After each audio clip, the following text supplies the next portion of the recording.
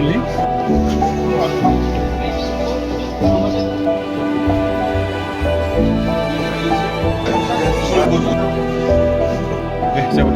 Recently? थाखाय चिरां जिल्ला एबसुनि आफादगिरि सेक्रेटारि बिथांखौ बावनो थाखाय खावलायबाय। चिरां जिल्ला एबसुनि बोसोनगिरि आदा राजकुमार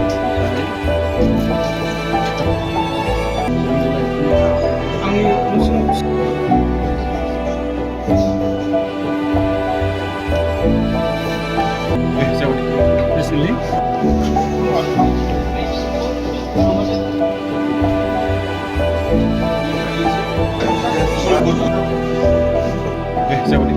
Recently? थाखाय चिरां जिल्ला एबसुनि आफादगिरि सेक्रेटारि बिथांखौ बावनो थाखाय खावलायबाय।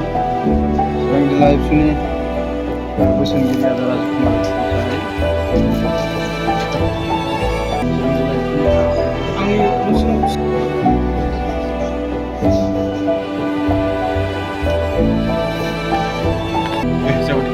Recently?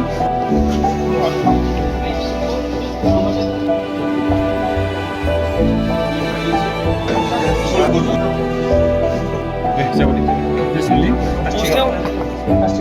थाखाय चिरां जिल्ला एबसुनि आफादगिरि सेक्रेटारि बिथांखौ बावनो थाखाय खावलायबाय। चिरां जिल्ला एबसुनि बोसोनगिरि आदा राजकुमार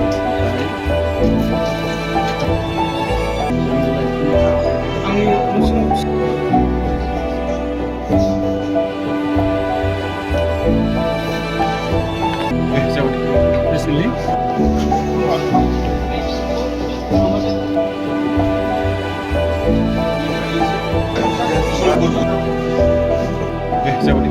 Recently? थाखाय चिरां जिल्ला एबसुनि आफादगिरि सेक्रेटारि बिथांखौ बावनो थाखाय खावलायबाय।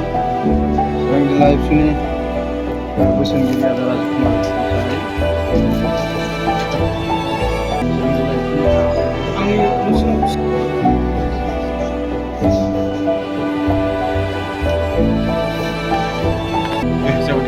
Recently?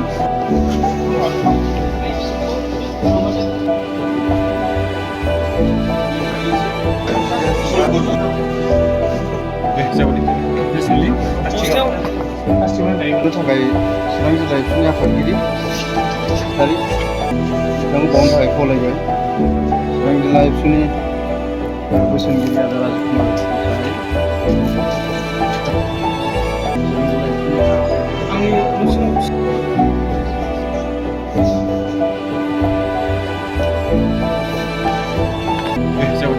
Recently?